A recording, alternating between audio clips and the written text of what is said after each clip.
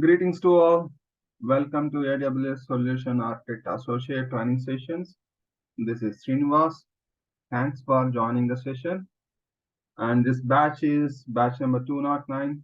And the batch is going to conduct on Saturday and Sunday from evening 6 p.m. to 8 p.m.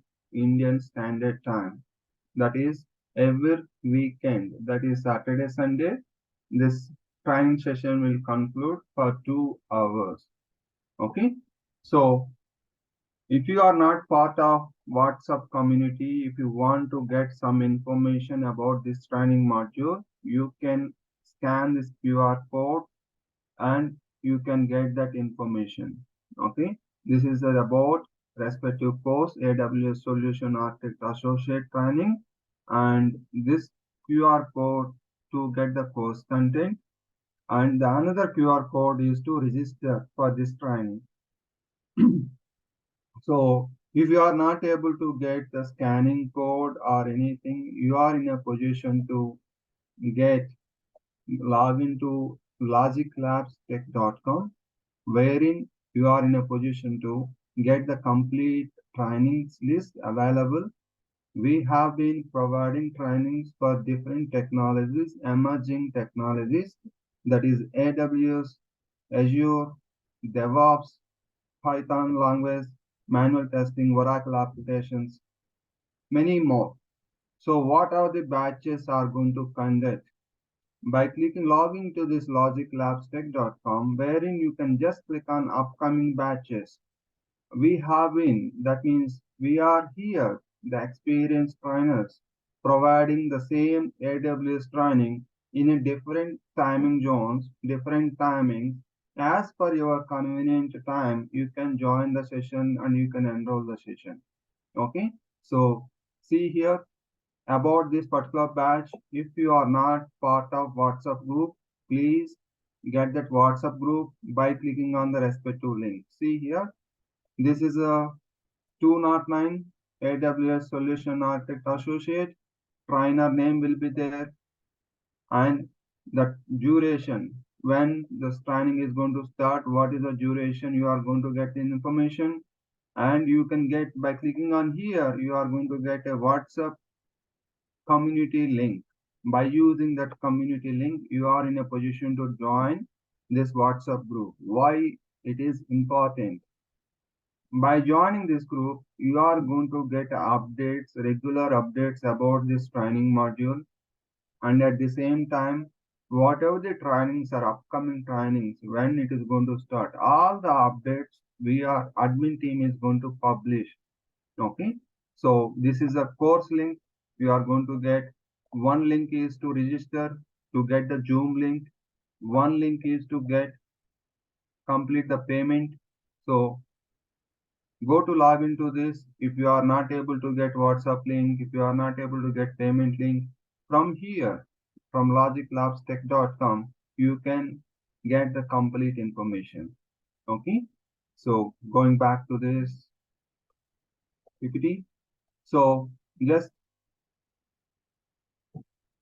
any queries, whatever the query you are going to have, maybe technical, maybe non-technical, or related to getting some information, our admin team is available, okay, on these numbers, or you can send a mail communication to support@logiclabstech.com, okay, to get a query or answered. Okay. As this training module is designed for weekend, that is only Saturday, Sunday, the first two sessions will be kind of free, and these sessions will be uploaded to YouTube for your review and understand the content, and you can enroll for to continue the sessions. So first session already completed yesterday, and this is a second session. Second session also free to attend. From third session onwards, you are going to get a separate Zoom link. Whoever registered in the sense, whoever complete the payment. So they are going to get a separate Zoom link for upcoming session. Okay. So if you are not part of WhatsApp community, please join this WhatsApp community link I'm going to share this WhatsApp community link on the chat window. You can get this information. So, as I mentioned, whoever registered for this training module, all the records, these live sessions will be recorded. So these sessions will be uploaded for your next time review. This particular session for registered participants, they can log into that LMS Graphy portal wherein you can access records and you can access note files for lifetime. N number of time, there is no limitation. You can play that record session n number of times and you can download the note files and you can view the content of the note files. Okay. So whoever registered, whoever complete the payment for this particular training module, wherein they are going to access to this particular LMS Graphy portal, you can play the recorded world record videos and all those things. So for any kind of issues related to this training module or related to any other query, you can send a mail communication to support@logiclabstech.com. You can send anytime. They are going to provide a response with a clear information. If you want to talk to the admin team, the admin team is available Monday to Saturday between 9 a.m. to 7 p.m. IST, Indian Standard Time. Okay. This is all about this particular information about this training. Let's proceed with our today's agenda. Okay. So whenever we are going to discuss about this training modules, the way it is going to be this kind of running notes we are going to prepare, and these running notes will be uploaded to portal and wherein you can see that running note. For example, yesterday day one, what are the topics we covered? So what is introduction is completed, course details explained, certification part, registered free tier account, how to register and log into the day management. This is a complete yesterday's topics and all the details are available. We are going to upload these running notes in LMS Graphy site wherein you can download and you can see that. Okay. Let's have a continue this. I'm going to open the new. This is a day 2, session 2. We are going to cover. See here, every notes, this is, I can say that this is a running notes, which we are going to type it or I'm going to prepare in well advance and I'm going to discuss as per this note directions. And then this some simple notes will be uploaded to LMS Graphy wherein you can download and you can practice by looking at the notes directions. And at the same time, you can play the record session and understand the more easy way. So if, for example, some members not in a position to join on the respective day, they can review the old sessions by logging to that LMS Graphy portal. These sessions are available for lifetime. Okay. So what is this today's topics? Let's proceed about today's topic. So as usual, this information for any technical related queries related to this batch. This is information about 209.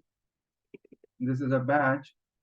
So you can send a mail communication to srinivas@logiclabstech.com. And if you have any related WhatsApp group communication issue or a payment issue, portal issue or anything, you can send a mail to support@logiclabstech.com. Even you can have a call with them and understand the concept and get the query cleared on the spot. Okay. Or else if you're happy with the send mail communication, you send a mail communication. One of us will respond to your query. Okay. So before proceeding today's agenda, so what are the topics covered yesterday? Introduction, course overview, the free tier account registration, explore free tier, and log into management console. Let's start with today's agenda. What is today's agenda? Explore free tier details. Let's continue. What is the free tier details? AWS free tier. Just type this See here, AWS free tier limitation. Free account. As soon as you registered, that is a free account registration. Everyone, it is mandatory to register AWS account to do the practice. It is not just watch the video and leave this. No, you have to do practice. To do the practice without any charge, you can complete all the practicals without any charge.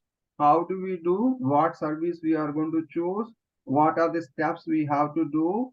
Everything we are in a position to explain during this training module. So let's proceed with. So what is the limitation? As soon as you are once you are registered in AWS portal, that is AWS Management Console, what is the limitation? See here, AWS free tier limitation. What is this? Compute. Under compute, we are going to work on EC2 and the number of deployments. We are going to practice. How many hours? For each server, 750 hours. 750 hours of EC2 deployment. You deploy n number of servers. This count is 750 hours of time is available per month. And this per month, 750 hours per month until 1 year. That means how much time you can spend, how much time you can practice on EC2.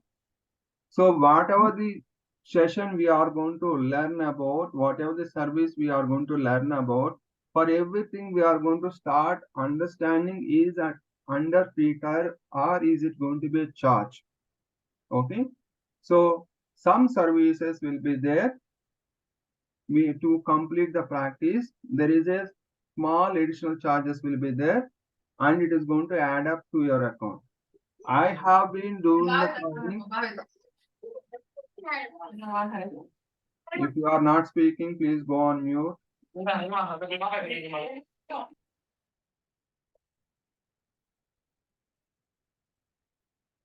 Thank you. So this is a free tier limitation. So whatever the free tier, whatever service we can explore. Compute EC2 750 hours of free storage. What are the storage we are going to discuss? That is 5 GB of storage is free to do your practice. Database, you can create a database and you can test the database. That is also free 750 hours. Amazon RDS. Amazon RDS, it is a free for 12 months. Okay, you can create. Okay, everything it is going to eligible while creating a service is a free tier eligibility is there or not, it is going to showcase in the same console. We are going to see that. Okay, this is a free tier limitation. For every session, most of the time, we are going to come back to here and understand is it comes under free tier or any additional charge is there. Okay. Any doubts on free tier limitations? Important thing is that it is all the live sessions are going to record. Okay, and this live sessions, it is a kind of interactive session. You have to speak up, you have to ask queries.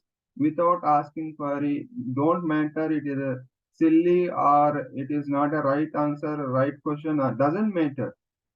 Wherever you have a doubt, it doesn't matter is silly or realistic, whatever it may be, doesn't matter. Please speak up and ask the question. From your question only, I am in a position to understand, I am in a position to think in a different direction and try to answer, try to explain the things in a better direction. And even you can ask me if I'm going fast or if I'm going too laggy, you can mention to me so that according to your requirement, I'm in a position to change. Okay, clear? Any doubts on free tier limitation? Hope everyone is registered your account in AWS Management Console. So it is a mandatory registration. Everyone has to register to get a practice. Okay. It's Srinivas. So if I suppose created account and I logged in, and I'm just listening your session, and suppose 2 hour we have just have session. So how these 750 hours get count from Amazon EC2 like? Yeah, log into that Amazon management console is not going to charge. Whatever the service you are going to create, whatever the service you are going to use, for example, it is 750 hours per month. This is a service you are going to use while doing the practice most of the time. Okay, so this EC2 also there is a different things are there. We are going to explore now. Whenever you are going to use that service, and some services will be there for minute charges, some services will be there for hour basis charges, some services will be there for year ones. So we need to see for every service there is a price calculator will be available. Okay, yesterday we reviewed that price calculator, price estimation. You can review what is the charge it is going to charge me. Okay, simply AWS price calculator.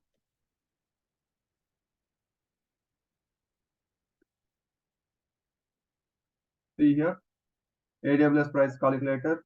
Once you log into this, create estimate. It is not a chargeable. You are asking the query. Okay, it is not chargeable. Even you log in and not using any service, not even single rupee. Whatever the account registration is completed for 2 rupees, for other countries maybe $1, that amount will be refunded to within 3 to 4 working days. Okay, everything is free if you are using the services as following process. Okay, let's say create estimate. What is the location? From which location you are connecting? So for example, I'm going to connect here US region, North America, Africa, Asia. I'm connecting from Mumbai, Bangalore. So I'm choosing my region is Mumbai. So Mumbai region, what are the services are there? I can choose the service, find a service. I'm going to choose what are the service. For example, S3. See here, I'm going to Amazon Simple Storage Service S3, configure. So this is charge I'm going to discuss in respect to service class also. Okay. For example, I'm showing for an example how it is the charge is going to charge. 1000 GB data I am going to save in this S3 storage. 1000 GB per month. What is the charge here? If you can see here, 25 USD, $25 per month to save the data, to place the data of 1000 GB in Mumbai data region, you are going to charge you $25. For example, I am going to change this class. See here, I selected S3 standard. There is another services are available. See here, S3 Glacier instance retrieval. I am selected this service as keeping the same amount of storage, 1000 GB. See what is the charge I'm going to charge. It is $5 only. Previous one, it is $25. Now it is only $5. For everything, price calculator is available. What is the service I'm going to use? What is the charges I'm going to get? Everything you can understand, and then you can propose the solution to customer as well. Okay, it is so easy to understand. Yes,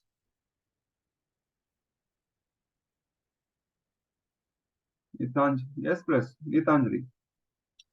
Hi, Srinivas. I have a question related to the hour calculation. Like if for storage, it is based on the capacity or the size, but for EC2, it was mentioned as 750 hours. So does that mean that every time we use it, do we need to, can we shut it down or we have to delete it so that it will not take into account when we don't use the EC2 Yes, yes. instances? For every service, we are going to explain as previous session whatever the topics we are going to learn as part of this training module. Mhm. This cost management is a vital for cloud resources usage. So for every service, we are going to explain what is a charge and how we are going to use, what is the charges you are going to get, and how Mhm. to stop the billing, what action we need to do, everything we are going to discuss. If the Oh, EC2 instance is going to stop, what is the charge? If the EC2 instance is going to delete, what is the charge? Everything we are going to learn in this training module. I'm going to explain. sure. Yeah, Thank you so much. yeah, thank you. Okay, this is price calculator. Let's go this pre-tier limitation. Yeah, hope it is clear. Now let's go with our practice session. So whenever we are going to I'm going to log out this sign out. Just previous session completed. That's the reason I opened these many pages. Okay, I'm going to close all the things. Okay, we are good to go. What is that first thing? As soon as I created, registered my AWS account, AWS Management Console. I'm going to click on sign into the console, clicking on to sign into console. Whatever the mail ID you are going to mention, that is a root user. So you are going to mention your email ID. While registering the account, first time it is going to give an option, create a multi-factor authentication, MFA. Don't enable multi-factor authentication. At this stage, it is not required. Okay, if you want to secure your account, you can do it later. This is a free account. It is not going to charge even 1 rupee.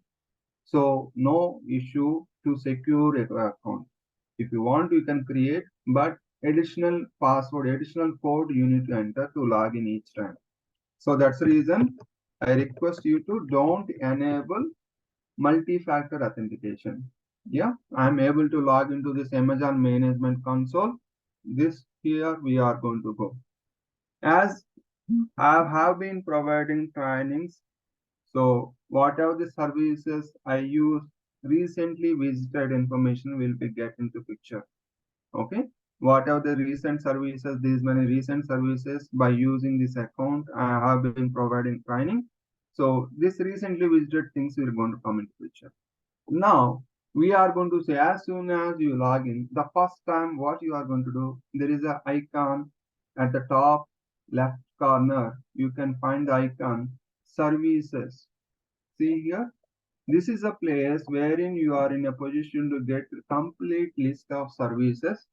So go and click on the services you are going to get. The first today's agenda, we are going to explore Elastic Compute Cloud, that is EC2. Okay. So where it is going to be available. If you are not sure what category the EC2 is going to come into picture, it is so simple that you can type search field is there, EC2, and you are going to get. This is a one way of getting the respective service back. Or else, if you know, go to click on services and click on compute, click on EC2. What are the 3 mouse clicks I did to get the EC2?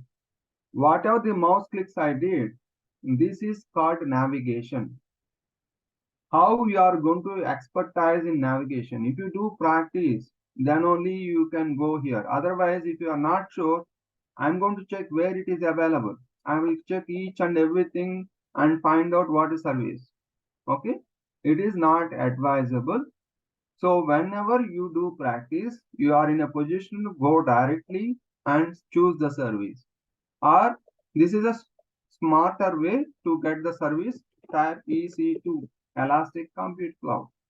This is a place we are going to land to EC2. Okay, that's great. Now I'm going to go to some theory. Okay, to understand these topics, I'm going to ask few of the members. few of the members. Now, what is a server? What is a desktop? What is a server? What is a desktop? Anyone? So you are asking server operating systems like Windows Server 2019, 2016, where we can have our main applications, and the desktop are normally Windows 10, Windows 11, and those have a client version which they can connect to the servers. If I'm talking related to the applications where they Okay. have server and client. Yeah. Great, Sagar. A simple definition. Server versus desktop. Server versus desktop. Simple definition, I can say that. Yes, please. Yes, Savarna. Server is a place where we can save, we can get storage to store data, and it is interconnected to internet. And desktop is a local machine, Okay. which is not connected to internet. Okay, very good. Very good. Thank you. So, if I talk about the basic difference, I can say segregation of server and a desktop.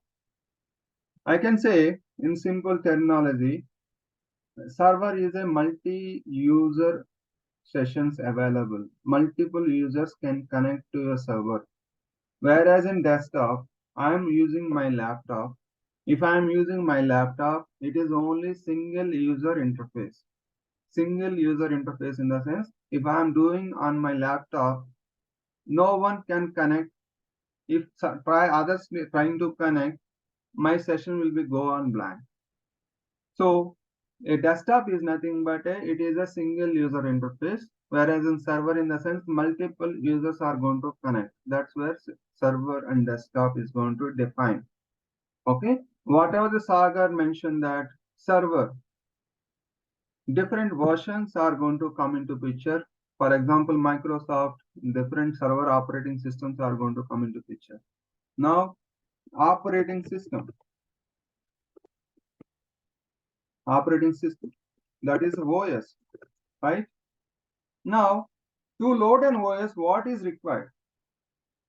I need a system. System is nothing but it is a combination of certain components, right? Certain component in the sense CPU, memory, storage, network. So whatever the components, without these components, even my laptop is going to have the processor, memory, storage, and network. I'm going to call this laptop as a system. A system is nothing but a set of devices connected together. The system. Now, if I load on this system, the same system, if I load on the same system, if I load desktop operating system, desktop OS, the same system can be called as it is a desktop system, right? I'm going to use same system. I'm going to load server OS. I'm going to call the same system now. I'm going to call it a server system. Having the same system based on the functionality, I'm going to call this. Now, another terminology. Server. A server is there. If I install an application on the server, for example, SQL DB, let me go with Windows 2022. Server RHEL, Red Hat Enterprise Linux. Now you can tell me. Now I'm going to call it the same server. This is a Windows server. Now this is going to be a Linux server. What is the different terminology I'm using? Different terminology I'm using based on the context. Based on the context, what I'm referring. what I am referring. Okay. Now the same server I am going to call it as, if it is a SQL DB, and same server I am going to use web application. Now I'm going to call it as same server. It is maybe Linux server, it may be Windows server. I'm going to call it as it's a web server. How I'm going to segregate the functionality based on the application, based on the operating system, based on the system configuration. I'm going to call it as that same thing. Now my requirement is how the requirement is going to come into picture. How the requirement is going to come into picture for any organization. For any organization, or the requirement starts from? Anyone? From where the requirement is going to start? For example, you are going to create some environment. Before starting creating of environment, on what basis you are going to think about? Yes, who can?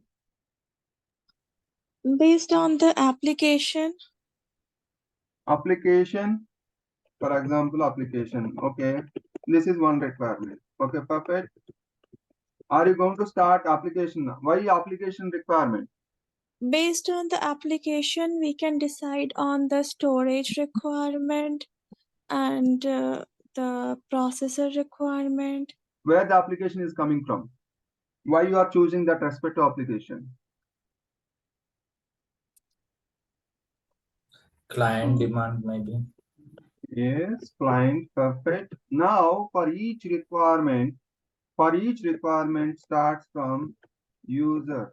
I am a user. I have to use, I need to make the payment. So I can use my phone pay, I can use my Google Pay, or I need to do some internet transaction, I need to connect ICICI bank card. I am a user. Every requirement is going to start from user. How many users? How many users? What is the user requirement? What he is going to access? He is going to access website, or he is going to try to book a ticket, or he is going to book a train ticket, flight ticket, whatever it may be. So according to user requirement, you are going to create a application interface. Isn't correct? Now application is going to come into picture. Now first user. So what is this user? User. Next, you are going to decide application. To decide application, you are planning some application. Now application requirement, what is to install that application? I need to have some OS. OS is ready. To install that OS, what system I need to choose, right? This is the basic structure of deployment, right? As per user requirement, my application is going to derive where to deploy this application to fulfill these many number of users. What operating system it is going to support this application. Application is going to fulfill user requirements. Now application to fulfill what is required. A operating system required. As soon as number of users in the sense, I need to go with only server operating system only. Is it a Windows operating system or a Linux operating system, or different operating systems are available? According to that, you are going to choose where you are going to choose. My application on which operating system it is going to compatible. For every application, there is a pre-requirement. This application is going to work on Windows Server. What version of Windows Server? What Linux version it can support? For every application, there is a document will be available, and by looking at the document, that architect is going to understand what operating system.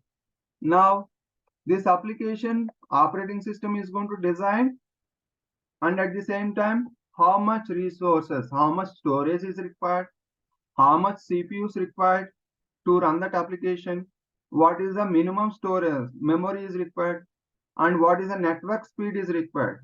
According to that, I'm going to choose a hardware system. Is it clear? Now, I'm a traditional environment. I'm going to deploy now Windows Server. Now, Windows Server 2022 server I need to deploy on a brand new system. Who is going to say what are the things I need to look for now?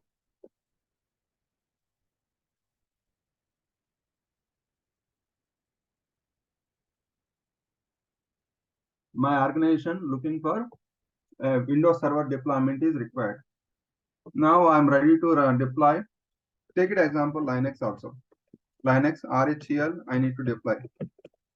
Without operating system load, that application guy cannot install their application. Without installing application, users cannot access that application. Now, first thing what we need to do, we need to deploy a server, either Windows Server or Linux RHEL. What are the things you require to deploy? Hardware or configurations things. So system is required. System is required, correct?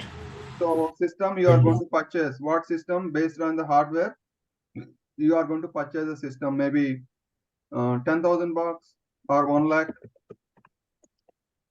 Let's say I'm going to mention 10,000. 10K. Okay. Next, what is required? System hardware is ready. Next, what you are going to do? Windows Server license. Windows license. Okay. Windows OS license. That is fine. You are going to purchase Windows Server license. What else? License is there. Will you able to, with license, will you able to install OS? What is Now required there to is load OS? Web services like Apache. Apache application. Now Yes. I need to install operating system. What is required? Server is ready. engineer technician to install that. Okay. Engineer is required. I'm going to get engineer. Who is a Windows and Windows admin here, Linux admin here in this? Who is available? Linux admin, Windows admin, anyone? Windows admin I am. Okay. Now I ask you to deploy Windows 2022 server. What you are going to? I'm going to provide a system. System is provided. What is required? Windows license is required. How you are going to start installation? What is required to start installation? Internet. The boot file. Sorry. Network. Yes, network. Next, who else? Network. In the system, network is there, storage is there, CPU is there, memory is there. The boot file. Sorry? Boot file. Yes. OS media, OS ISO. Yeah. OS ISO, Windows 2022, I need to download from Microsoft portal. Once it is ISO is there, for example, Linux installation, what is required? OS ISO, image required. From where? RHEL site I'm going to download, right? ISO is ready. So what I'm going to spend, I'm going to purchase a system with 10,000 bucks. I'm going to download this OS installation, and then I'm going to spend how much time I'm going to spend? I'm going to spend OS installation. I'm going to spend maybe 2 hours, maybe at least 1 hour to complete the installation. OS installation is done. Now, how much time I'm spending to deploy a specific one particular server, how much time I need to procure a hardware, I need to download the ISO image, and then I need to spend 1 hour to 2 hours to install this particular operating system. This is a traditional way of approach to deploy a particular server, right? Now, by using this Amazon cloud, how quickly I'm going to deploy a particular simple system. Just have a look. I'm going to log into this Amazon Management Console. I'm going to, how many clicks I'm going to do to complete, how much time it is going to do. I'm going to explain in detail how and what are the things I'm going to do. I'll explain in detail. Now, my intention is to showcase without anything, without paying, without downloading, without doing anything, within a minute, how I'm going to deploy a server by using cloud. Just how it is easy. Just I'm going to show the launch instance. Okay, I'm going to select Microsoft Windows. So Win 2022. So I'm going to select Microsoft. I'm going to explain all these things clearly, step by step, what is I'm doing. Okay, see here. Just I selected see here, this important functionality, this free tier limitation, this 2022 base, this installation, I'm not downloading ISO. I'm going to showcase. It is just straight away deployment of EC2 instance.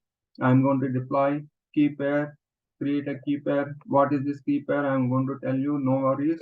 Win key, and I'm going to create a key pair. So done.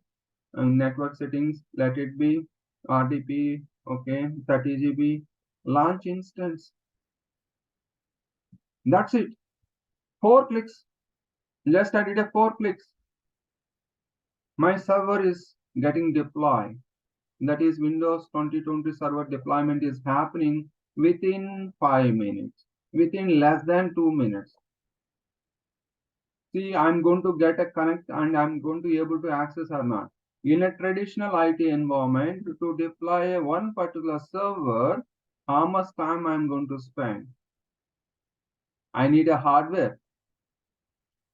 I need a license. I need a ISO image. To configure installation, I need to spend this much of time. But without all those things, I'm not spending even 1 rupee. Even I'm not downloading anything. By using this EC2 deployment, I'm able to get this server within few clicks. Okay, that's where I'm going to see. I'm going to connect.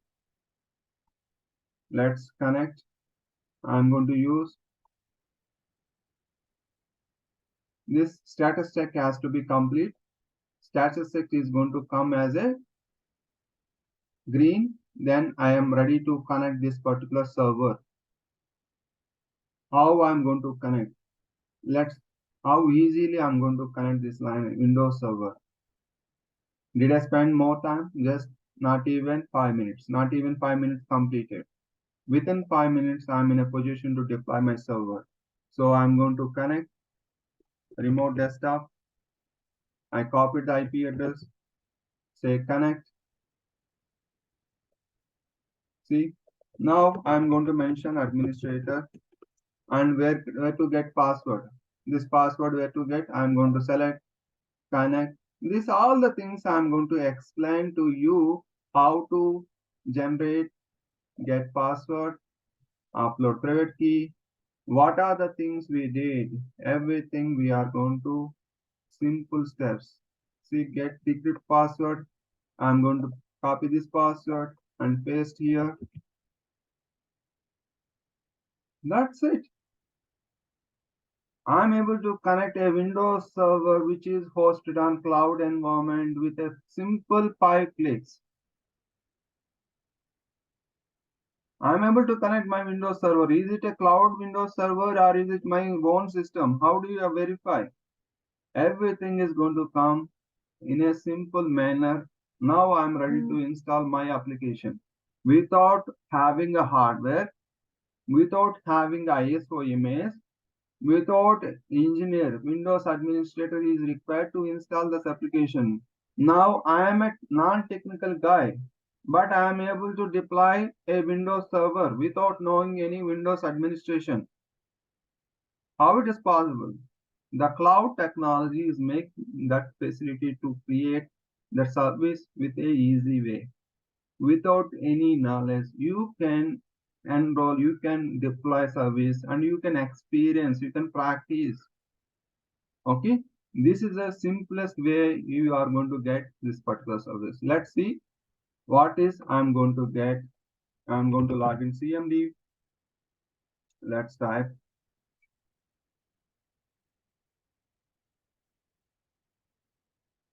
open IP config. Is it connected IP address? See what is IP address? 172.31.8.161. So I'm telling that this server is from hosted on cloud. What is the server hosted on? See here, I'm going to go back to that Amazon Management Console. Where is that IP address information? See here, as soon as I select my Windows 22 server, see here, this is the IP address. Is that the same IP address? Is that the same IP I'm connected to? So within this few clicks, I'm able to connect my Windows Server instance. This is possible under EC2. We are going to describe what are the things we need to select, how we are going to select. So everything I'm going to explain. This is just how easily I'm going to explain the theory. See, without understanding why we need to create a system, why we need to load an operating system. Now EC2, yes, I'm going to deploy Windows. Why I'm deploying Windows Server? Why I'm choosing? This is a one project. User is looking for, client is asking deploy Windows Server to 2022. Or else an application guy is asking, okay, please, I need a server to install my application. By using cloud, now you are able to deploy whatever the client requirement. According to that, you are fulfilling the project. This is one project. You completed, you deployed server and handed over. And for this particular server, as it is a free tier limitation, what is a free tier limitation? We selected while choosing launch instance, whenever we are going to create instance in the cloud portal. See here, for every time whenever we are going to deploy, we have to see this free tier eligibility. Okay, this free tier eligibility. Now, what are the steps I did to log into this management, this particular server? I'm going to explain. No need to worry. Now I'm going back to the theory to understand as per agenda, today's agenda. This is how it is so easy to get service activated, to explore that service options. So with a simple clicks, simple GUI, no commands, no coding, no experience is required. You just need to understand the concept. You just need to understand the concept. What I'm going to do, what purpose I'm going to do. That's it. If we have these two concepts in hand, where to go, how to go, that is everything is available under services. Hope it is clear. Any doubt on this? This is just explanation of how easily we are able to deploy one particular server. I explained this server, what is the requirement. From this requirement, I am able to get, I need a hardware, that is system. I need a license. I need a ISO media. I need to spend 1 hour installation.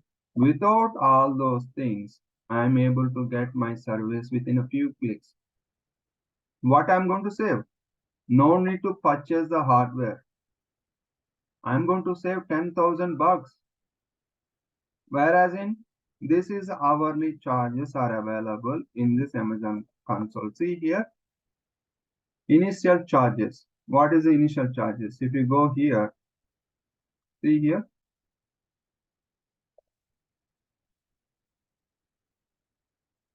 Now it is a free tier limitation. What is the free tier limitation? 750 hours per month.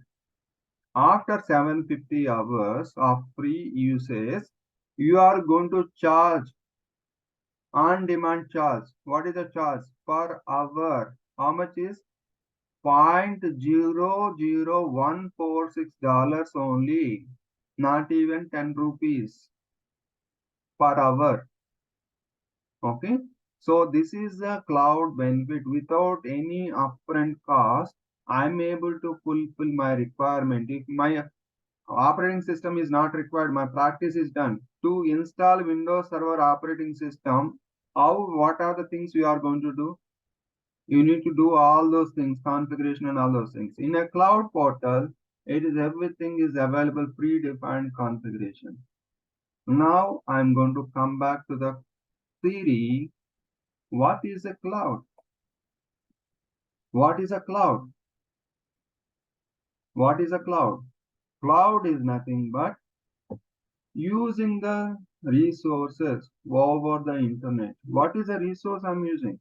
I'm using a whatever. If I'm looking for an application, if I'm looking for a system, if I'm looking for a Linux operating system, a Windows operating system, or I'm looking for a storage, or I'm looking for a network, there are plenty of services are available. Hundreds of services are available.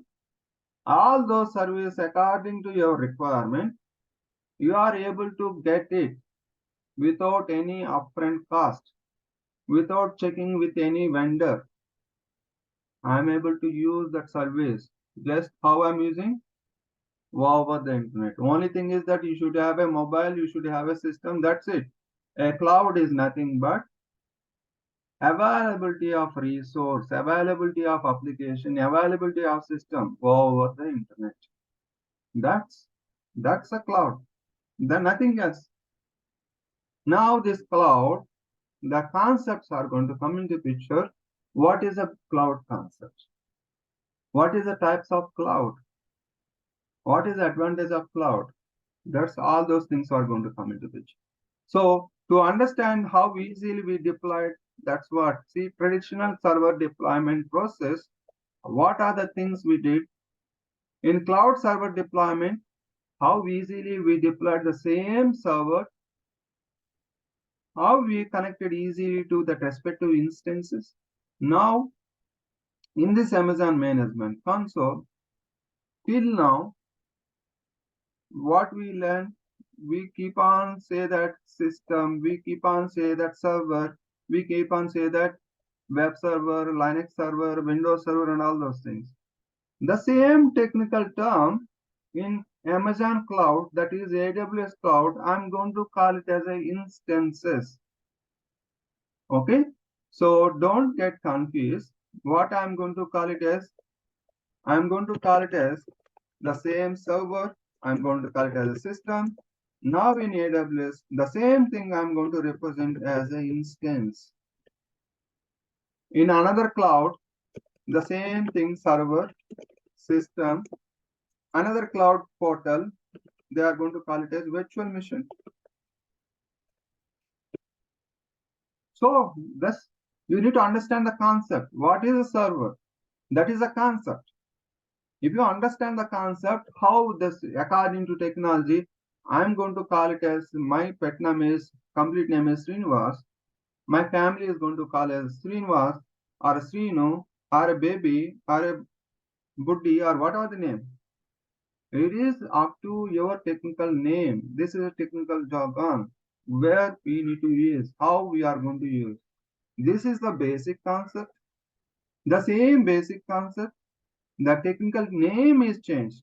Name, they are calling that same system, same server as a instances in Amazon. See here, I'm going to call it as a server type. What is a server type? Here it is mentioning as instance type. That's it. Okay. Any doubt? Instance, server, a system. Okay. This is the way the training module is go on. So I'm here to make sure you understand the concept. If you understand the concept, you are in a position to deploy a respective service in Amazon cloud. Clear? So understand the concept, and at the same time, you need to do practice. If you do both the things, once you understand AWS, you are happily can learn Azure, Google Cloud. The technical terms slightly changes, but what you need to understand, concept, the basic. I'm going to teach basics. I'm going to explain how to implement the basics in cloud. That's the way the training module will go further. Okay. Back to the cloud, back to the theory. What is this?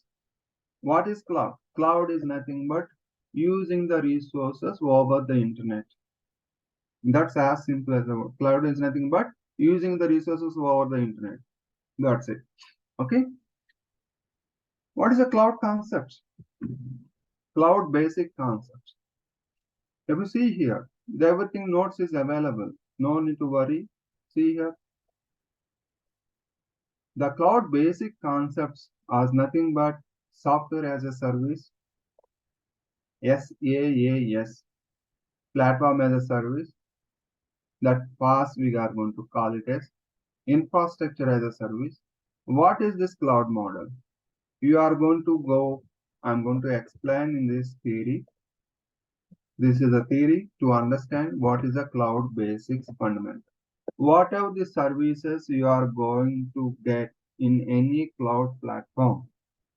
All the services, whatever the services, that services are going to segregate or divided in this basic three categories.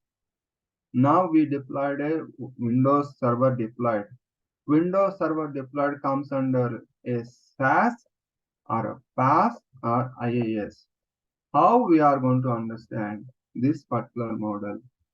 It is going to use this particular model, software as SaaS, how it is going to get and all those things. Okay, these links are available. You are going to get a complete information by using this link. You can explore. That's where I'm telling. If you don't understand some concept, you need to explore by search engine. So you are going to get a different articles, different ways of presentation. So you are going to expose your knowledge in a different direction.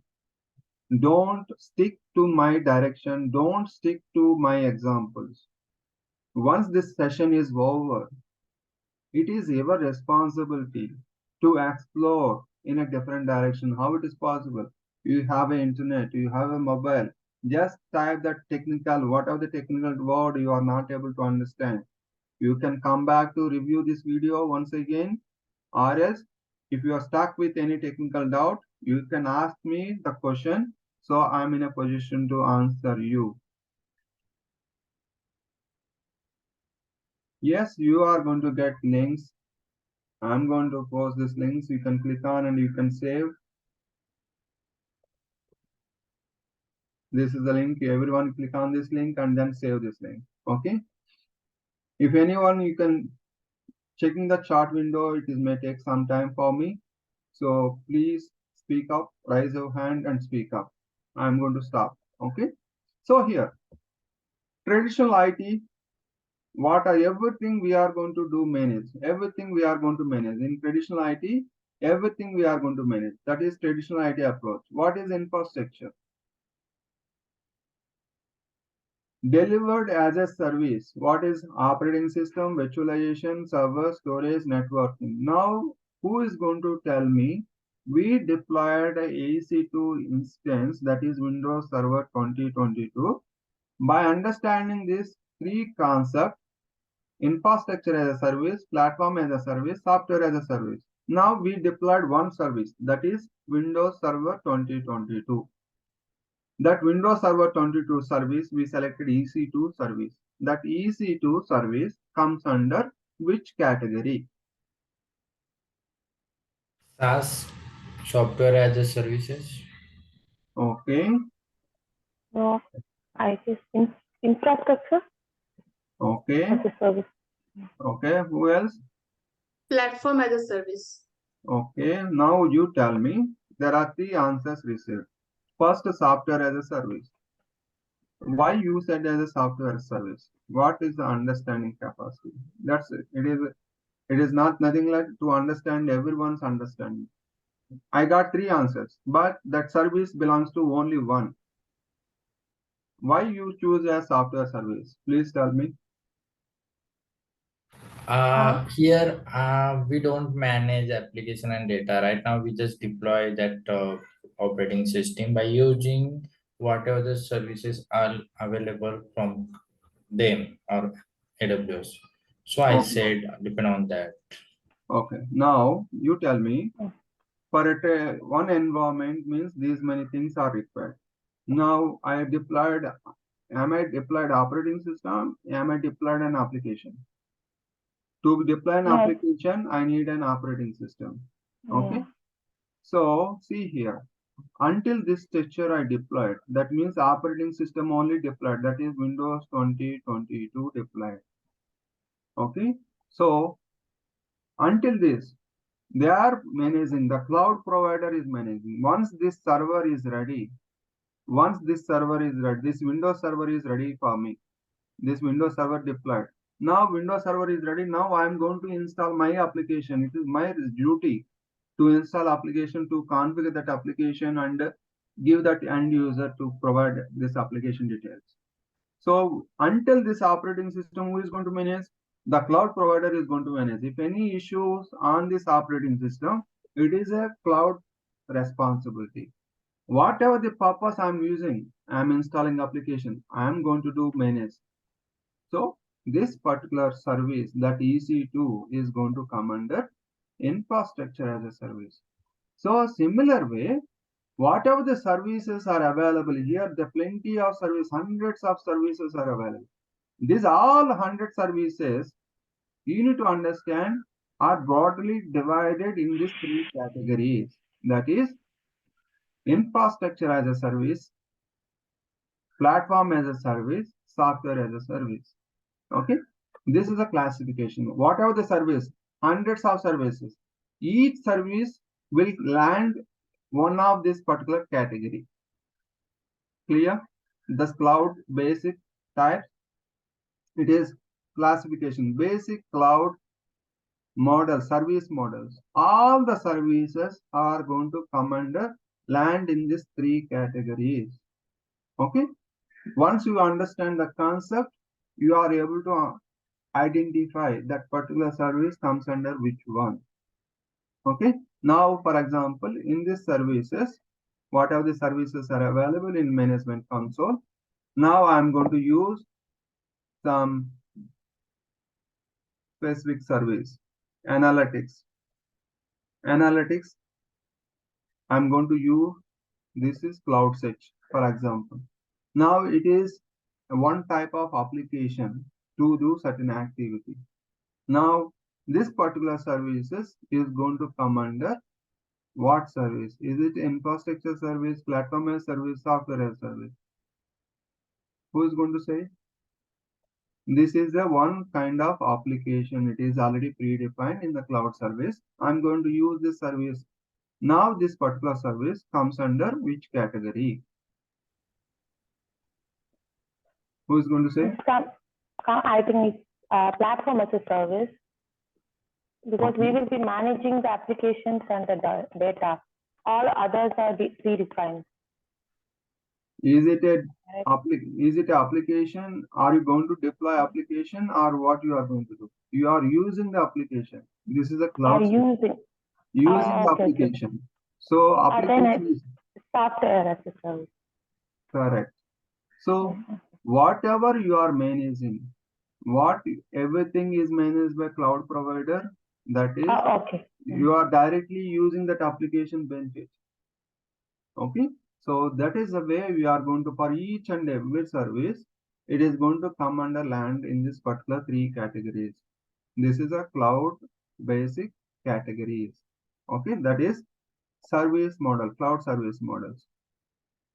Okay, clear?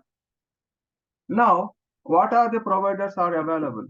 There are different cloud providers: AWS, Azure, Oracle, VMware, IBM. Different cloud vendors are available to provide same set of models, same set of services. Which one is the best?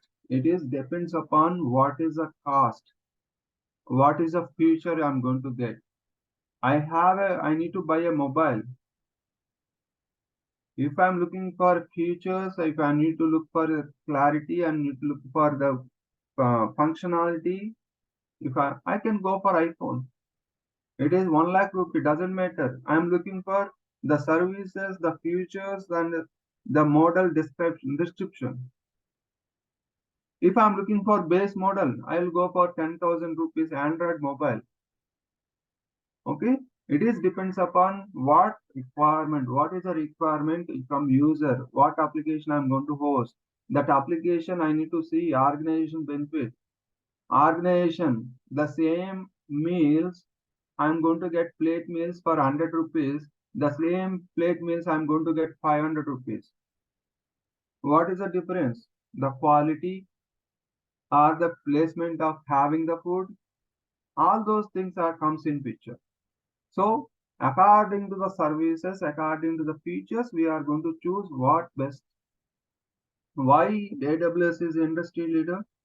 Because their functionalities, their availability, their functionality, what are the functionality they are providing? They are robust in nature and their price tag is very low and there is a secured enough. All those things features are going to consider and then we are going to choose respective cloud vendor for our client deployments. Clear? Now, there are different models are available. We discussed about different types. That is fine. Now, what is a cloud tax? Like there are different models of cloud models. What is it? What are the clouds you know? Public cloud, private cloud, hybrid cloud, right?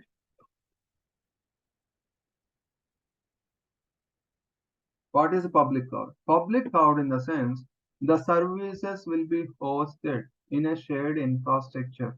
That means that services I am going to connect, you are going to connect, whatever the resource I'm going to place, that resources will be hosted on a shared infrastructure. What is shared infrastructure?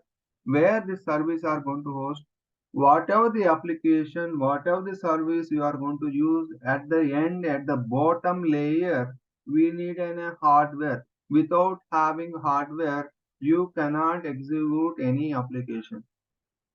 Do you agree with me or not? Without hardware, will you able to store data? Will you able to execute the data? Will you able to access the data without hardware? No. So the public cloud is going to have that infrastructure at the end back end. That infrastructure, by using that infrastructure, they are sharing with the public. That is, they are hosting the services on a shared infrastructure. Shared infrastructure, whoever having purchasing some portion, they are going to pay service and use that service. Anyone in the world, they can host the service and where this, the services are hosted on shared infrastructure. That is public cloud. Anyone can access based on the security. What is a private cloud? Private cloud are on-premises. On-prem, you are going to say that on-premises is there. That means we are going to have an organization. That organization is going to have one particular building or one particular room where we are going to place our hardware and we are going to manage. And I can say that it is a private cloud. Why? Because it is accessible only respective people, respective members. That I'm going to say that it is a private cloud or on-prem data center. What is a hybrid cloud? Hybrid cloud is nothing but it is going to have both on-prem and cloud. One of the vendor or different vendors. My infrastructure, my organization are hosting 1,000 servers. My organization has 1,000 servers of infrastructure. Out of 1,000 servers, 200 servers are there in my private network, private boundary, private on-prem or private cloud, which can be accessible, which can be restricted to only my organization. Remaining 800 servers, I'm hosting on a cloud. That means I'm using the cloud provider. I'm not going to bother about my hardware. I'm not going to bother about to maintain that infrastructure. I'm using only service, whatever the service. In on-prem, what is going to happen? I need to take care of hardware. I need to provide a power consumption. I need to pay AC charges. I need to pay all those things. I need to deploy the personnel, a Windows administrator, a network administrator. All those persons are required to manage those 200 servers. Whereas in cloud, I'm paying whatever I'm going to use. Okay, so that's the reason it is going to reduce. For example, smaller companies are there, startup companies. They are not sure it is a business is going to success or not success. They are not sure. They cannot invest. They cannot invest huge amount on hardware, huge amount on paying the salaries to the technical people. So what they are going to use? They are going to use the public cloud. They need a just website. That means they are projecting my grocery shop is there. This is the price. I'm going to sell this grocery on this particular price. It is going to publicly available. They should know what I'm going to give the price. Whoever interested, they are going to buy. To share that information, I need an infrastructure. Without infrastructure, I cannot project my information, my organization information. So all startup companies, whoever is looking for, then you no need to get a data center. They no need to pay power consumption, power circuits, and all those things. So they are going to opt for public cloud. Is it clear? What is the services are our classically defined? What are the services? It is comes under infrastructure as a service, platform as a service, or software as a service. And different cloud vendors are available to provide all these services. That is clear. Now, one more important thing is that what is a private cloud? What is public cloud? What is a hybrid cloud? There are different other models also available, like community cloud, based on the services they are going to define. Broadly says that these are the cloud fundamentals while understanding cloud functionality. Any doubt, any clarification on this? Any doubts? So private cloud, can we call it as a local data center? I'm just thinking with example as a public cloud. You said whenever we have any startup companies, those can use as a public cloud. So they don't know their business going to success, so they use the public cloud. So their company information also available to everyone. So that it's on public cloud. Exactly. So I can say what is on-prem? On-prem private cloud is nothing but on-prem private cloud is nothing but a data center. Data center is nothing but a building, one room, one hall, whatever it may be, where we are going to place our infrastructure. What is the infrastructure? Infrastructure is nothing but what is infrastructure? To connect two systems. Okay, I'm going to here. I need to connect 10 systems to deploy my web server. What is required? Infrastructure, IT infrastructure is nothing but a server hardware, network hardware, storage hardware, and managing this all the servers, a Wintel administrator, Wintel admin, Linux admin, storage admin, next network admin. So for 10 systems to place this server hardware, I need a power. I need to power. I need to procure AC. I need to maintain floor, a building.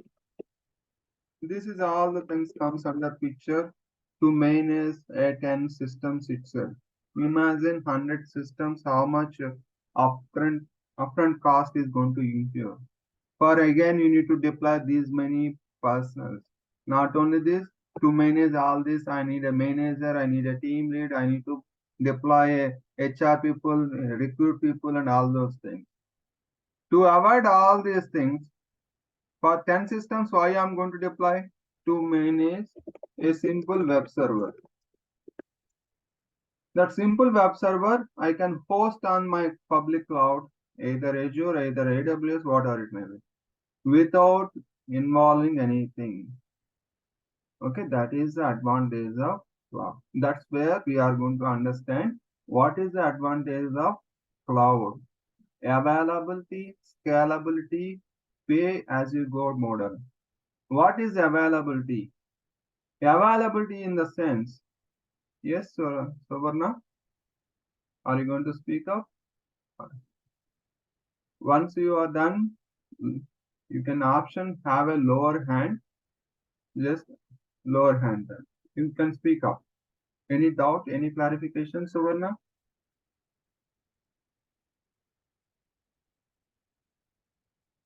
Okay, thank you. Okay, let's move on. Cloud advantages. What is the availability? What is availability? Availability is nothing but, for example, in Amazon Global Infrastructure, you can type in Google or you can go to the site information. You will get global infrastructure of Amazon, wherever it is deployed, how many places it is deployed. See here, this is the presence of these many, whatever green dots you are able to see. These are called as regions. In particular AWS global infrastructure, these regions is nothing but wherein they are provided data center. They are provided data center, big data center will be there. That region is going to have, each region is going to have an availability zone. As soon as you highlight with respect to green dot, you can see that availability zones 3.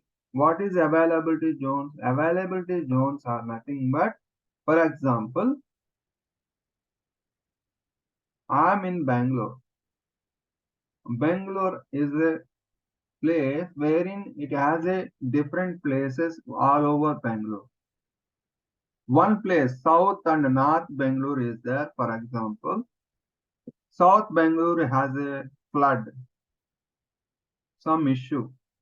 Then that particular data center will not be operational. So what they are going to do, they make sure that services to make availability end user, the customer should not get impact. Whatever the service they are hosting on this AWS cloud, they should not get impact with my nature climates or floods, whatever the natural disasters, my end user should not get impact. That is availability. Availability in the sense, whatever the service we are going to deploy on this cloud platform, they are going to make sure they are going to provide availability of 99.9999% availability. How they are going to mention this percentage? Because they deployed the infrastructure. Simplest example. I'm going to showcase MS Paint. Open this MS Paint. Now I deployed the Windows Server. Now Windows Server is deployed. Now I am going to say that this is website, web server, and this is a Windows in 2022. Okay, my application is running and everything is running. Where this location? It is Bangalore. Now some issue happened. Some issue happened at this location wise, or this application at the web server wise, or at the OS layer. Some issue happened. What will happen? My end user is able to access my web server. This location is lost. This location is not available. But my business is going to impact. So how to make my business not to impact? What I need to do? Either to protect at this OS layer, what I need to deploy? I need to deploy one more server, one more web server, to make sure if any issue happens with the server layer, like I'm going to install one more web server, I'm going to place in web server in same Bangalore location. So one server is down, in 2022. So if one server is down, this server is down, another server available so that it can perform the functionality and make sure. But to get it available to end user, my web server, what I'm doing, I'm managing two servers. I'm managing two servers to provide one web application. To provide one application, I'm managing two servers. That means my investment, my cost is double to maintain my web server availability to end user. Now, this location itself lost. What will happen? My web server will not function. So what I need to make sure to web server is available. What I need to do? I need to go for one more place, that is I'm going to Hyderabad. I'm going to same setup, web servers,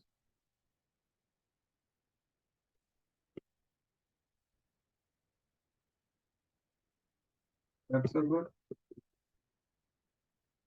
This is Hyderabad location. So what I'm going to do to make it availability of my web server, my company website is a crucial ICICIbank.com or citibank.com.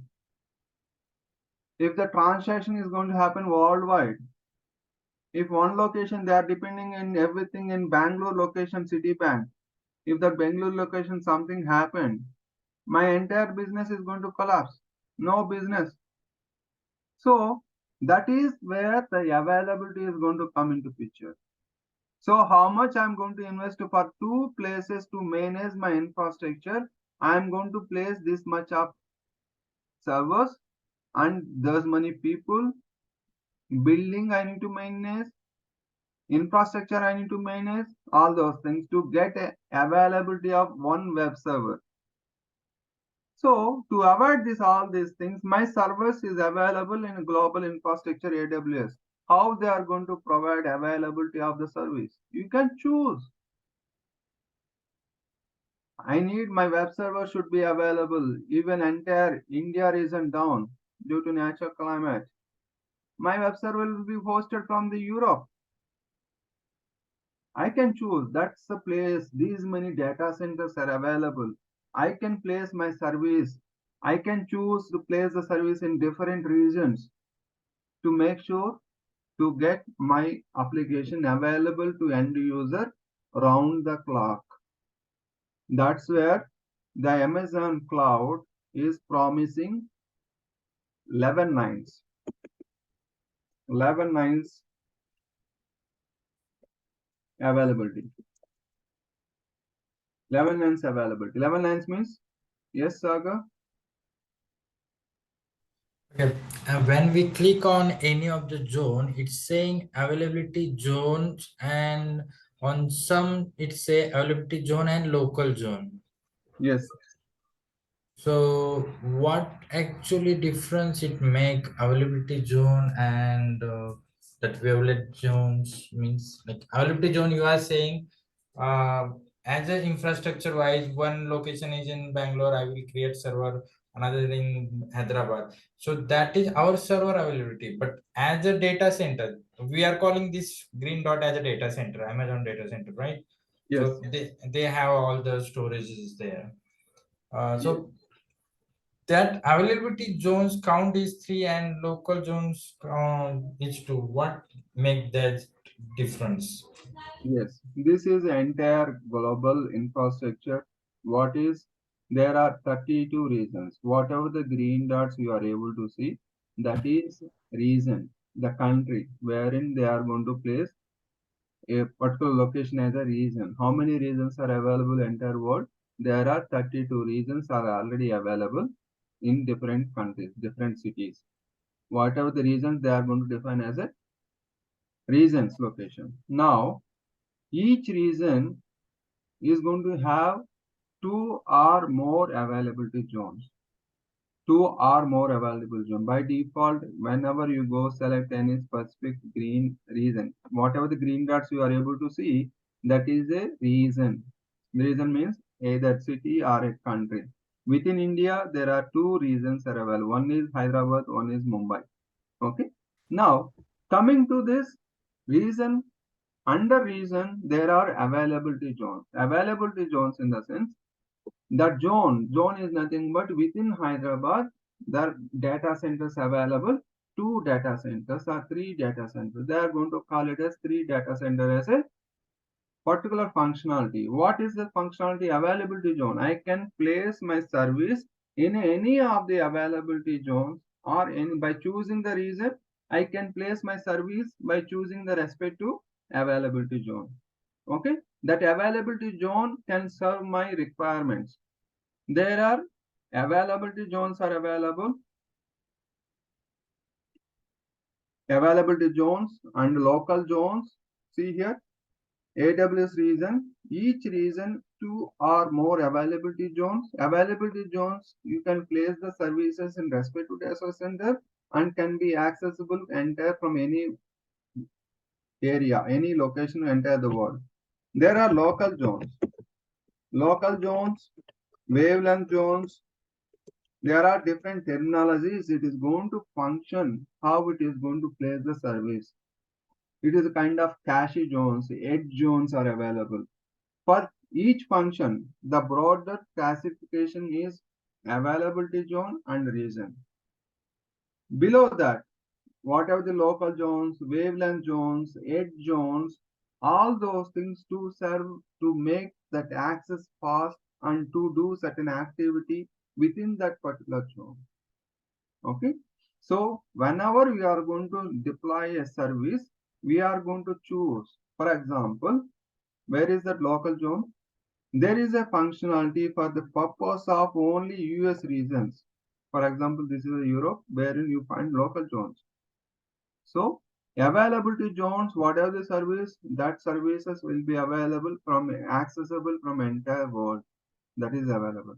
If you choose a service in Europe and you can place either availability zone or you can place the service in local zone. That local zone is available to only local members. That means within Europe or like that. Clear? For each functionality, they are defined in a classification. What is the zones? Availability zone is there, wavelength zone is there, local zone is there, edge locations are available. So these are all the things we are going to describe in upcoming sessions, where it is going to come, how it is going to useful, everything we are going to discuss in upcoming sessions. Okay. Clear? Any doubt? This AWS Global Infrastructure Service. Okay. So where we are in today's topic, we deployed EC2 for understanding what is a server deployment, comparing with the traditional approach and cloud approach. I just quickly deployed an EC2. Now we are going to understand, starting with EC2, what is a key pair, what is all those things we are going to understand in detail. Now, how to generate password. Okay, we are going to come to this topic in the manner. Now we cover cloud topic, cloud concept, advantages, and cloud providers. Which cloud provider is best? All the theory topics for the today's agenda, everything is covered. Now, what is remaining? We are going to cover what is a key pair, how to get the password, how to connect a Windows instance, how to connect a Linux instance. We are going to do in today's practical. Now, this switching over to practical session. Any doubt on these theory topics? Whenever there is a requirement, I switch over to theory, I switch over to practical. Okay, I'm going to try to explain for easy way to understand. Now we understand the advantages of what is this availability zone. What is the scalability?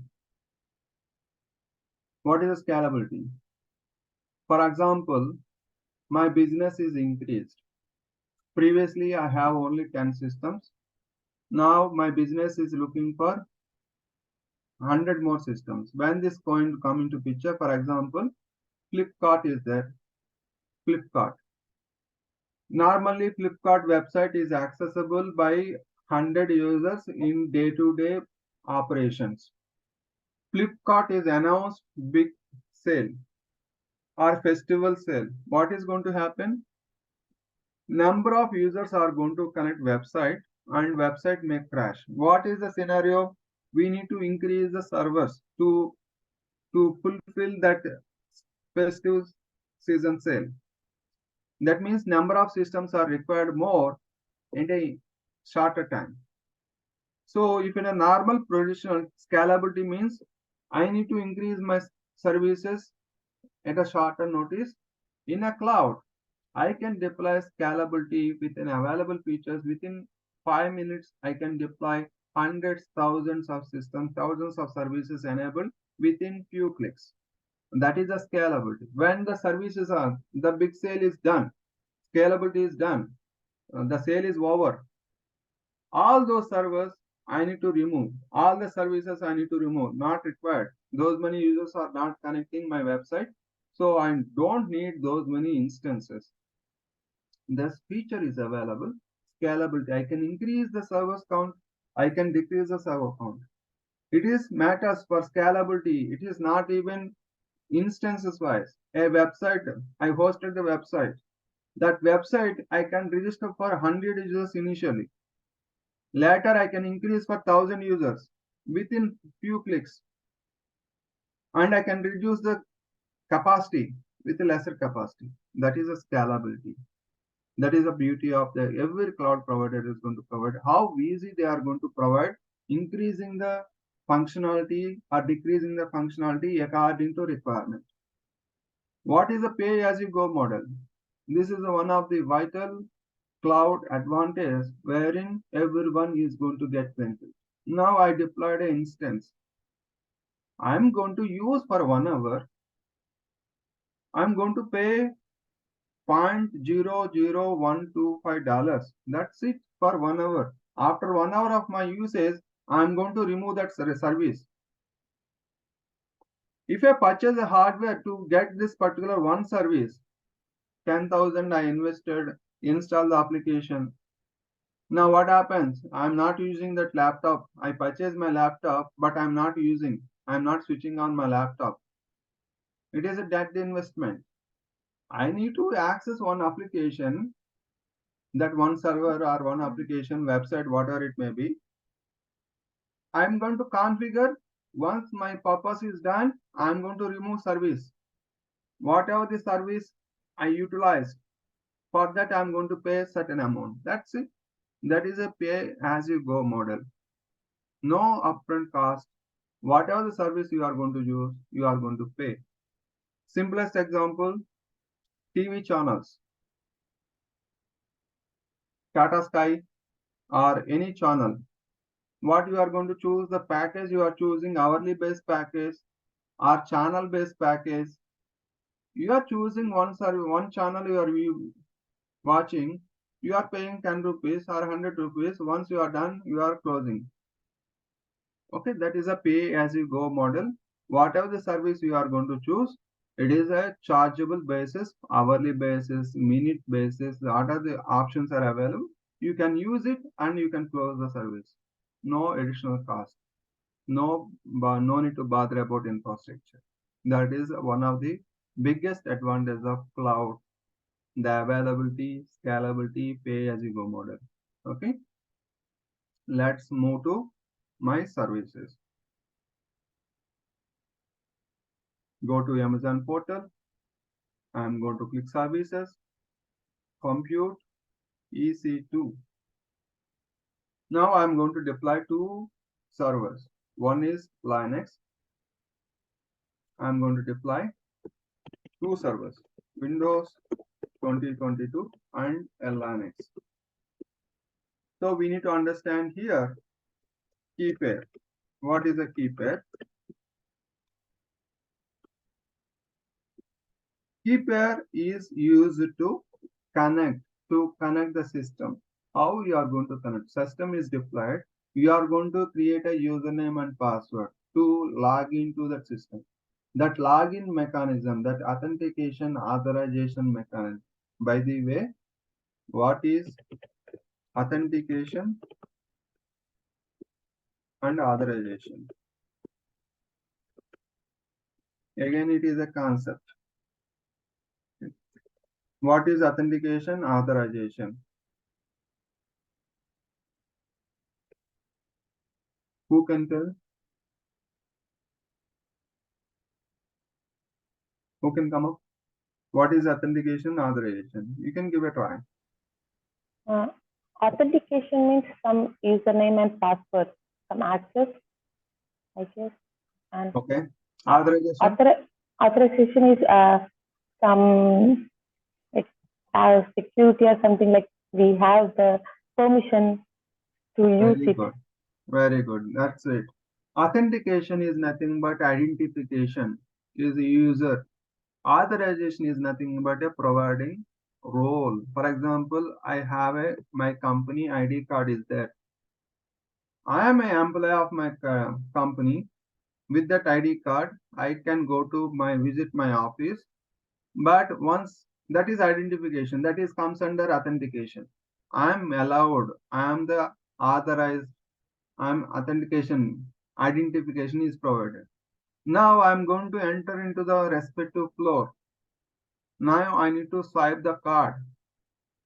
You are allowed, you are authorized to go into first floor. You are not authorized to go to second floor. That whatever the card we are swiping, that is role, permission is providing to enter into that. Now here the authorization to log into this Windows and Linux server is going to happen with the help of key pair. What is a key pair? As the servers are predefined configuration. See here, I'm going to go to EC2 dashboard. As soon as we are into EC2 dashboard, I'm going to click on launch instance. Launch, as soon as you click on launch instance, this is the first place, launch instance. Now I'm going to select that. I'm going to deploy Windows server. Windows server. Now what I'm going to do, this is options are available. This is images, predefined images, Linux image. As I decided to go with Windows server, on available predefined operating systems, I'm going to select Microsoft Windows. Okay, as I am planning to deploy Windows server, I selected Windows. Now under Windows, what is a model? See, these many models are available. 2022 base model is available. Core base is available. 2019 base available. These many servers are available under Windows server operating system itself. Now, what is the version? What we need to choose? Here, if you see here, the major important thing we need to observe, we need to choose this free tier. If the free tier is not available, for example, I'm going to select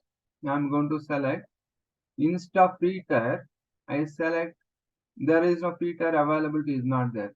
I'm going to select with some 2022 and SQL Server 2022 standard. I'm going to select this one.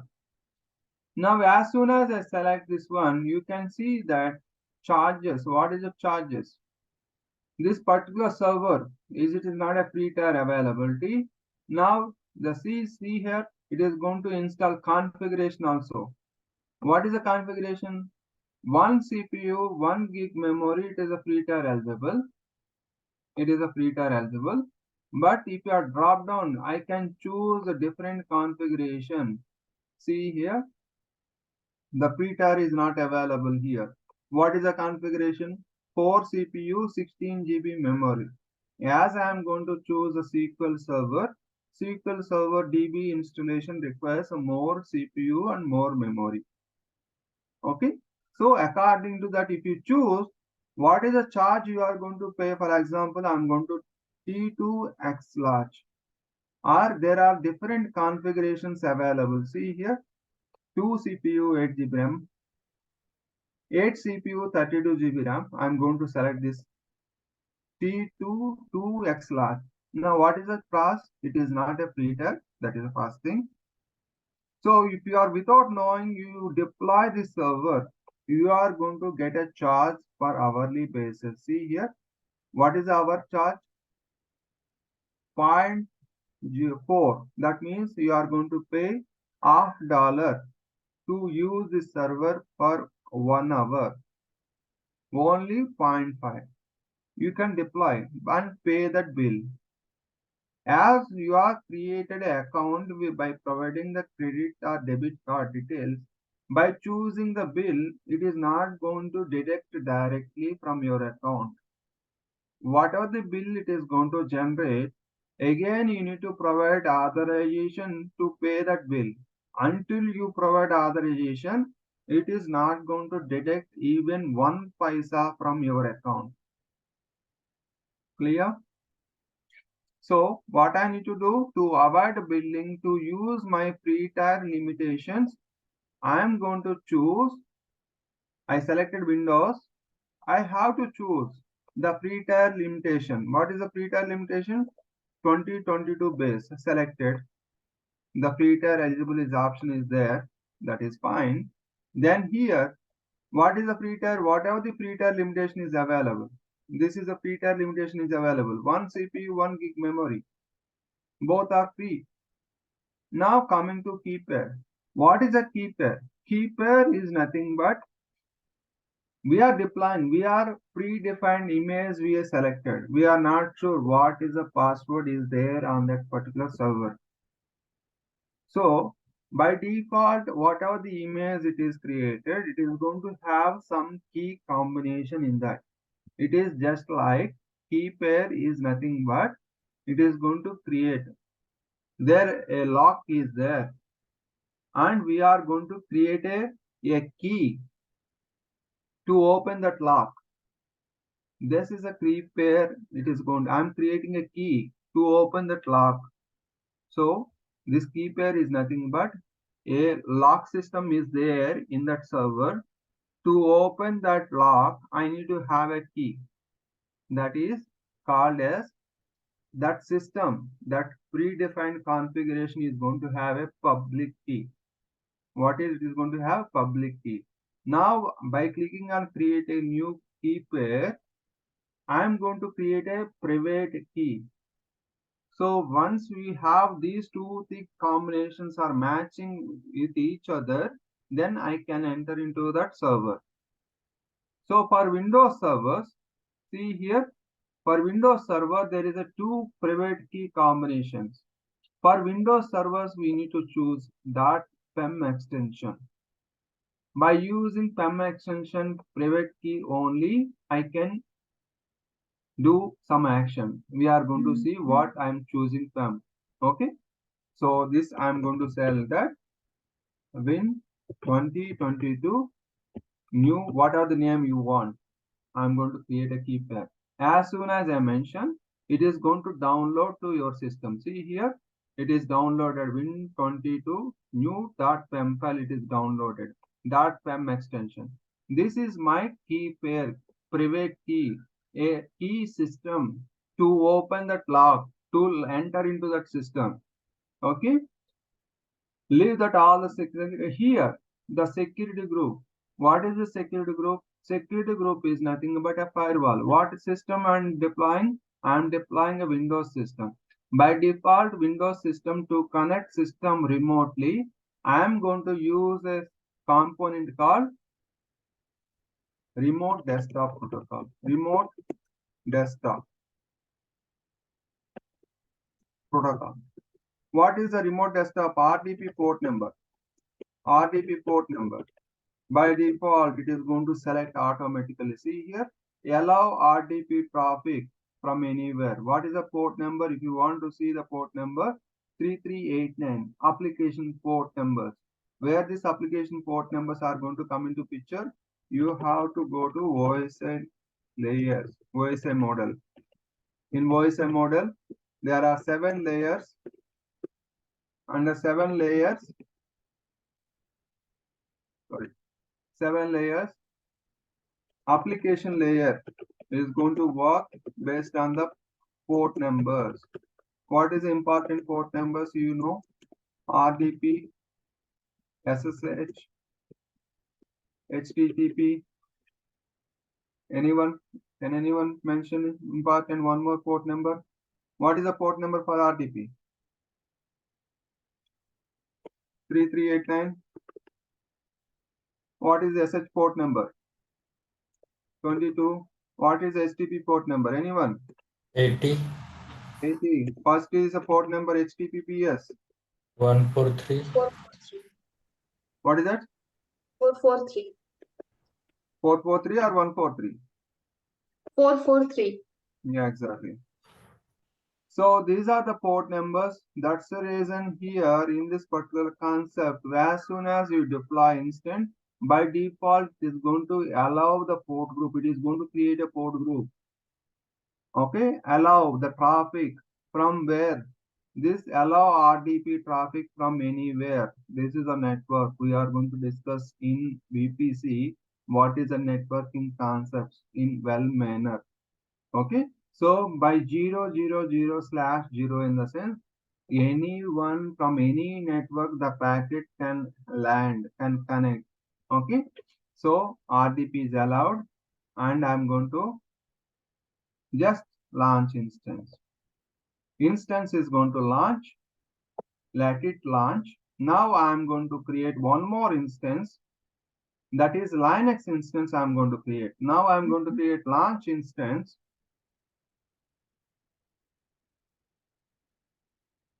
Linux server. Now what I need to operating system. As I mentioned Linux server, I can choose Amazon Linux or Red Hat Linux or SUSE Linux, anything. I'm going to choose Amazon Linux. That is fine. See here, Amazon Linux free tier eligibility is selected automatically. That is fine. Now instance type. This is also fine. Free tier emulation. This is also fine. No issues. Now key pair. While generating key pair, what do you understand? We are deploying a Linux system. To enter into that Linux system, what we need to create? We need to create a key, that is private key, but that system is going to have already as a public key, and we are creating a key matching. No one can log into the system without having this key pair. Public key is by default in this particular system will be there. Whatever the key pair I'm going to create while deploying this, it is going to create a matching combination. That is what I create a key pair.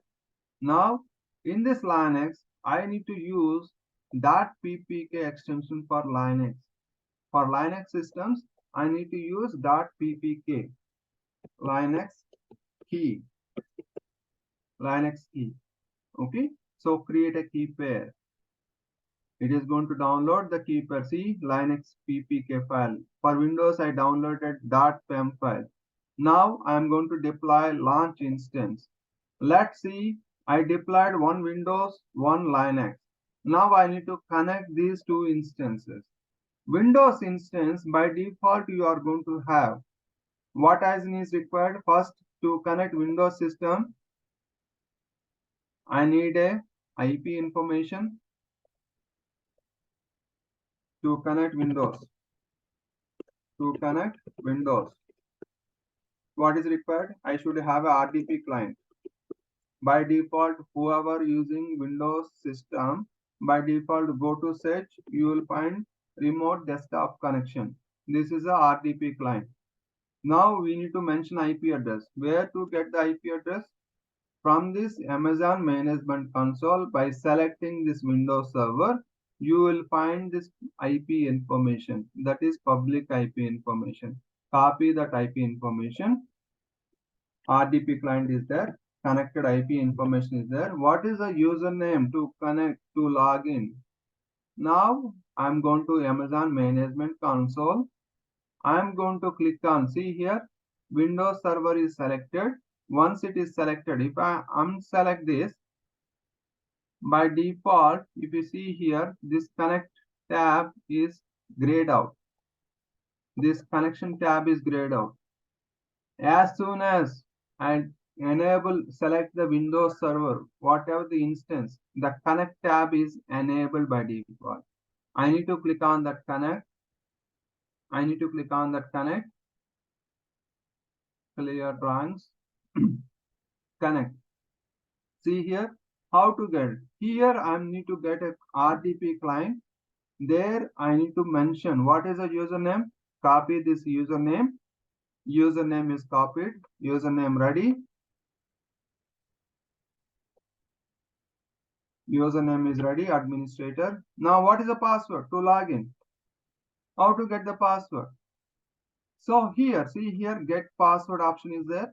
While click on get password, whatever the key pair, whatever the key combination I generated while deploying the instance, I'm going to mention that private key pair. PPK is nothing but private key.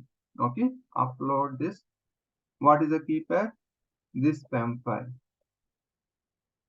So once it is uploaded, without this, I cannot get the password.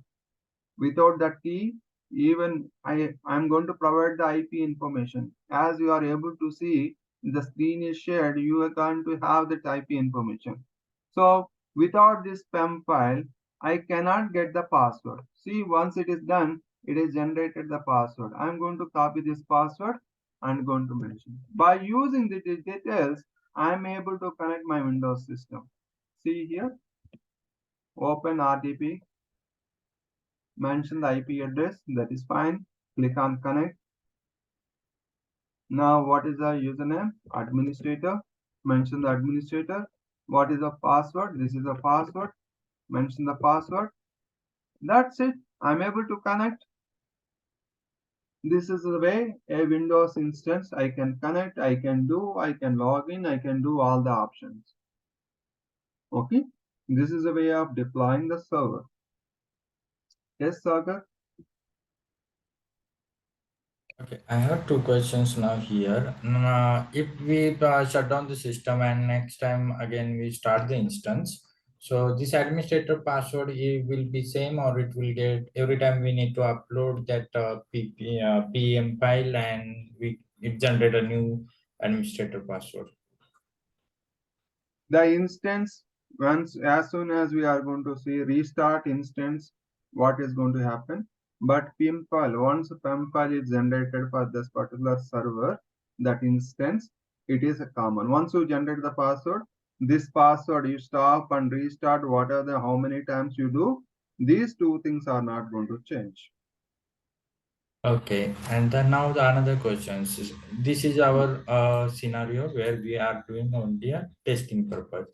In a real time scenario, we have maybe 1,000 server we are going to uh, launch instance. We can say we do, and there we want to be a same password for our administrator. So can it be possible to keep the single password to entire our servers in our organization? Very good question, Sagar. Very valid, important question. See here. While deploying instance, we are going to cover this in upcoming session. Let me clarify. I'm going to launch instance. Okay. Now, Windows Server. For example, one more Windows Server of 2022 or 2019, whatever thing you are going to deploy. See here at the same key pair selection, option is there, create a new key pair.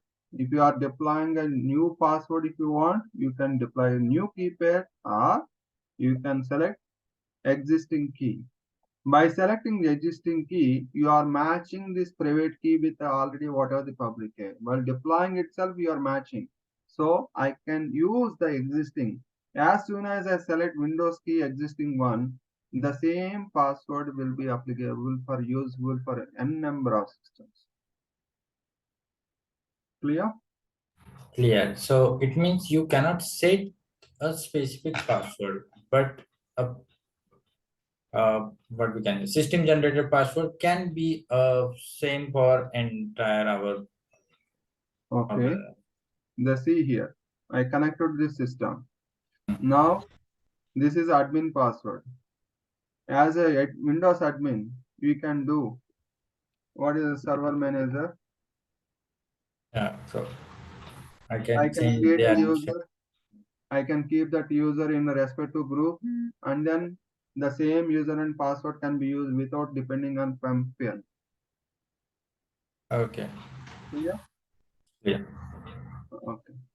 Then let's proceed with any other questions. Anyone? Now I'm going to showcase how do we connect Linux instance. I'm going to take 5 more minutes and then close the session. Yeah, please be with me. What I'm going to do, I'm going to Linux instance. What is the Linux instances? I'm going to instances space. There I'm going to see that Linux instance. For Linux instance, I'm going to copy this IP address. Now I'm going to connect Linux instance. Linux. What is required to connect remote tool? For Windows system, it is RDP client. For Linux system, what is a client tool it is used? Anyone aware how to connect? What is the terminal client used to connect Linux machines? Putty. Anyone? Exactly. Putty. Putty is the application we can use to connect our Linux systems. Okay. If you don't have Putty, it is a simple download. It is a simple download. You can Putty download. That's it is going to download within this putty.org and you can install this particular client. I already installed, so you should have Putty to connect your Linux machine.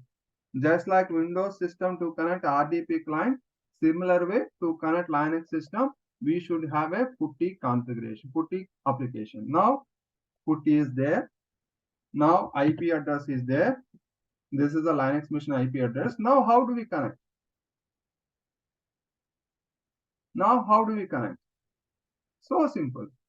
I'm going to Amazon Management Console where I selected Linux server. As soon as I select Linux server, I'm going to click on connect.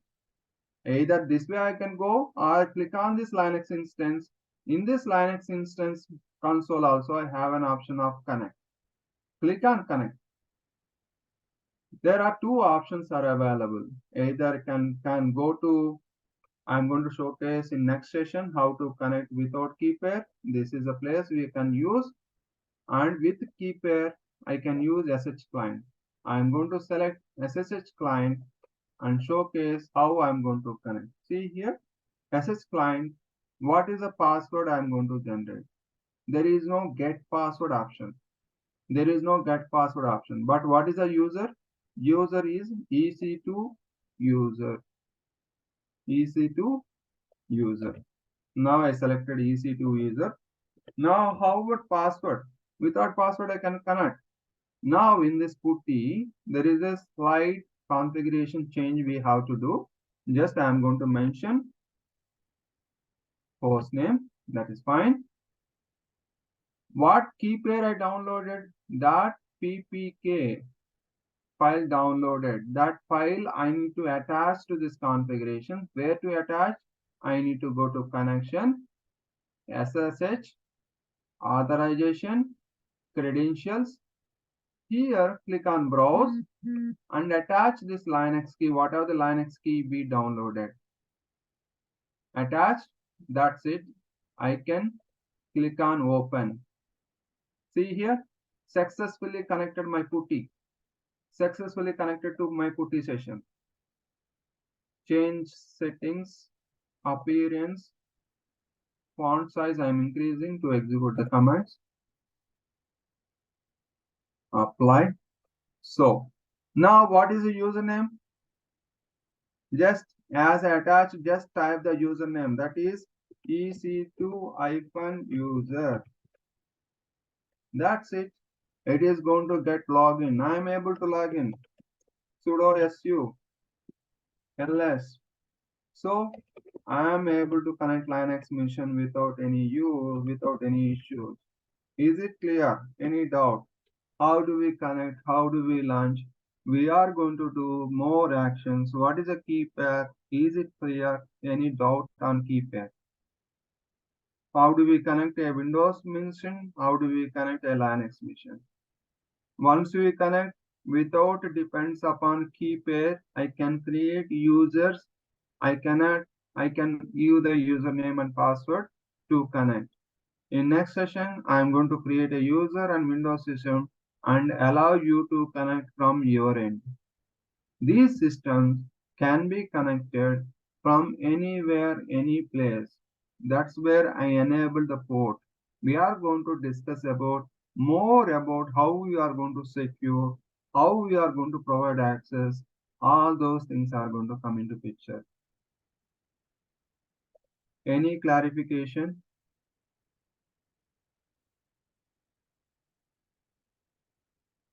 So today is the last session. To proceed, I am repeating again. From third session onwards, whoever make the payment, whoever completes the payment, register this course, they are going to get a separate Zoom link to log into these sessions and understand these live sessions. And then you are going to access not only live sessions, you are going to access this entire records. This session, these live sessions will be recorded, and thus whatever the node files, these running node files will be uploaded to LMS portal. So please register so that to get access, continuation access of this course. Okay. Yes. Okay, that's fine. You are going to choose whatever the payment. Definitely you are going to get. So you are going to get whoever makes the payment.